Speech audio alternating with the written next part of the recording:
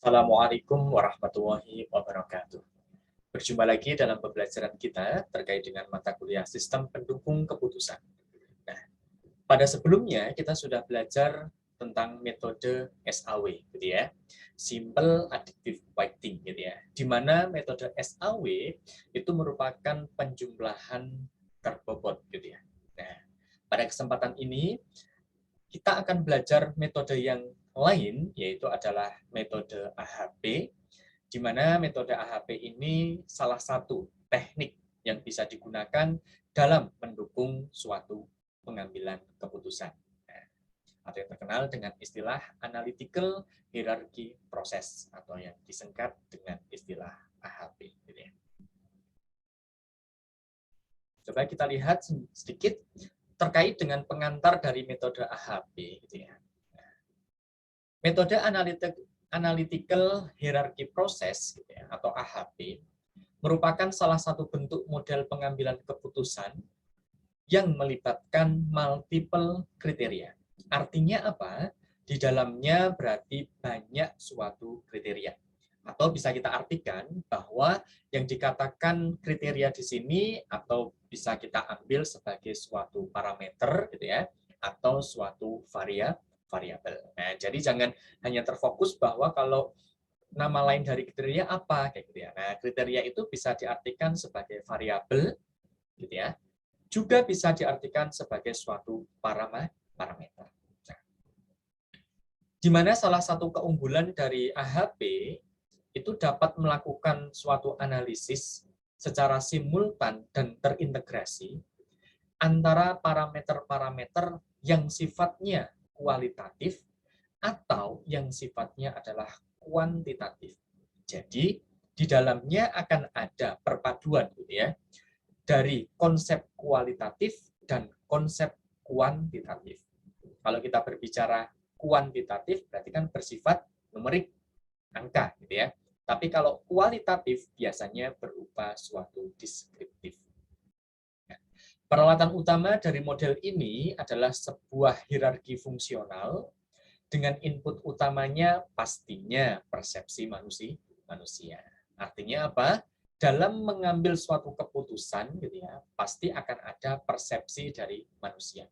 Dan kalau berbicara persepsi manusia, berarti kan bersifat deskriptif, gitu ya. Kalau deskriptif berarti bentuk parameternya atau datanya adalah kualitatif. Tapi biasanya kalau kualitatif itu akan muncul, akan ada kecenderungan subjektivitas, gitu ya, subjektif banget, gitu ya. Maka suatu masalah yang kompleks dan tidak terstruktur, kenapa kok bisa dikatakan kompleks dan tidak terstruktur? Dikarenakan apa? Berdasarkan dari persepsi manusia. Terkadang dengan adanya persepsi manusia satu dengan yang lain, itu akan menambah suatu permasalahan. Karena apa? Mungkin memiliki cara pandang atau sudut pandang yang berbeda. Akan tapi, dari sifat yang kompleks dan tidak terstrukturnya itu akan dipecah menjadi bentuk kelompok-kelompoknya, dan setiap kelompoknya tersebut akan menjadi suatu bentuk hierarki. Kalau kita berbicara hierarki, berarti di situ ada suatu keterstrukturan, ya. Ada suatu keteraturan. Ya, jadi intinya metode AHP ini, gitu ya, yang awalnya mungkin bersifat kompleks dan tidak terstruktur itu akan dibawa, gitu ya, menuju ke pendekatan yang lebih terstruktur. Nah, perbedaan antara model AHP dengan model pengambilan keputusan lainnya terletak pada jenis inputnya. Kalau kita melihat yang SAW, gitu ya, inputnya yaitu adalah suatu bentuk kuantitatif, ya, berarti datanya adalah data numerik, gitu. Model-model yang sudah ada pada umumnya memakai input dalam bentuk kuantitatif. Ya, artinya kuantitatif adalah berasal dari data sekunder. Artinya data sekunder berarti bukan data primer yang didapatkan dari persepsi manusia, tapi sudah diolah, gitu ya, menjadi suatu bentuk data yang sifatnya adalah numerik atau angka. Sehingga akan memberikan model tersebut hanya dapat mengolah data kuantitatif saja. Karena apa? Modelnya hanya kuantitatif, maka akan mengolah datanya pun juga kuantitatif. Nah, dikarenakan konsep menggunakan input kualitatif ini terjadi pada AHP, gitu ya. Artinya apa? Konsep persepsi manusia ini juga dilibatkan, gitu ya. Maka model ini, model AHP ini mampu juga untuk mengolah data kualitatif. Jadi perpaduan ya antara kualitatif dan kuantitatif. Oleh karena itu, model AHP merupakan suatu model pengambilan keputusan yang bersifat komprehensif, ya, menyeluruh, dengan memperhitungkan data kualitatif, begitu juga data kuantitatifnya.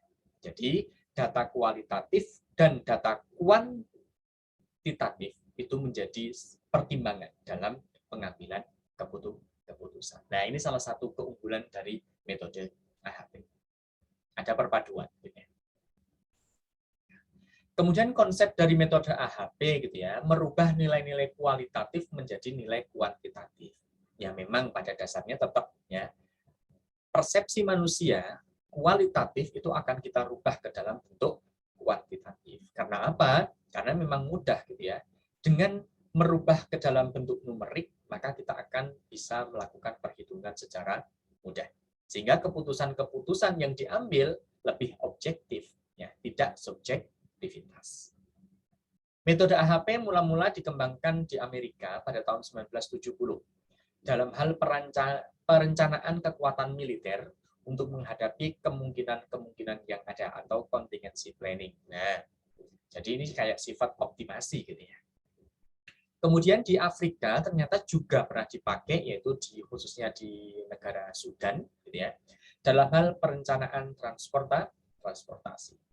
Akan tetapi dengan perjalanan waktu gitu ya, pada saat ini metode AHP juga telah digunakan oleh beberapa peneliti, misalnya untuk pemilihan karyawan berprestasi atau pengembangan produktivitas hotel, ataupun yang terkait ketika kita akan menentukan gitu ya, objek-objek mana gitu ya, atau alternatif-alternatif mana yang betul-betul bisa kita pilih atau yang paling baik.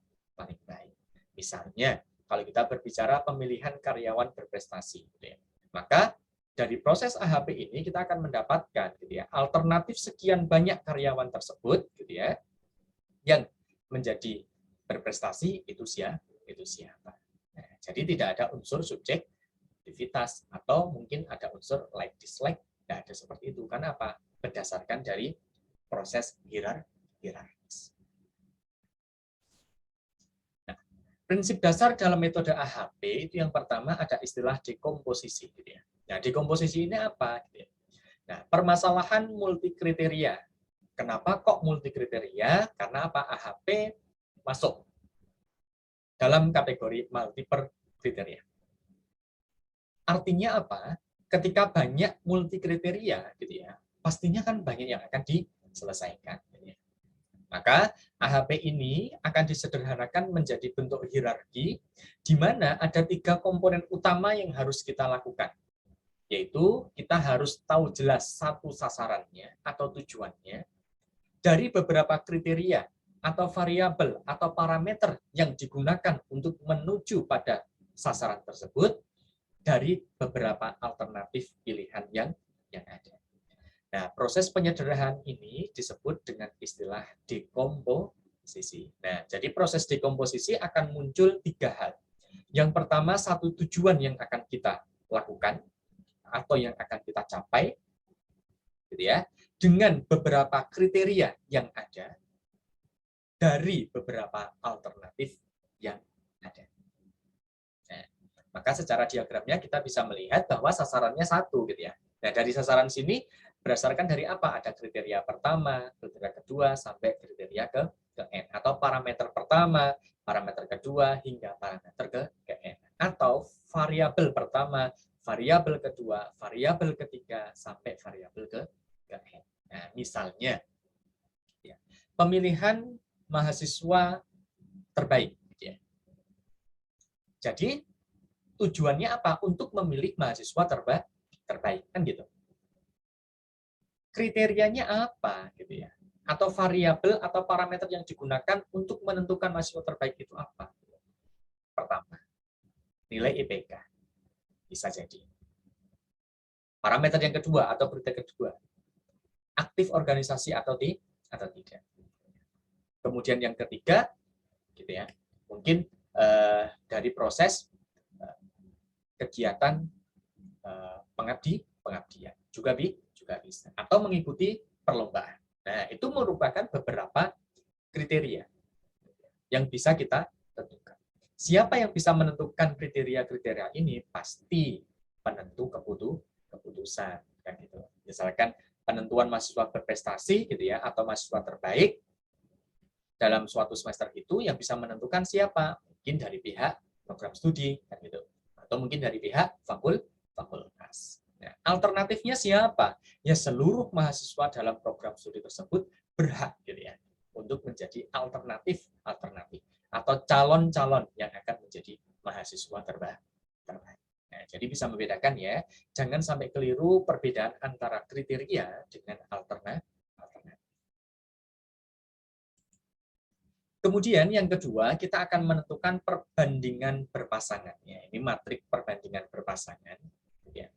Selanjutnya, hal utama dalam metode AHP adalah menentukan perbandingan berpasangan dengan tabel skala yang telah dikemukakan oleh Sati. Nah, Sati ini salah satu pengembang, gitu ya, penemu dalam kegiatan metode AHP.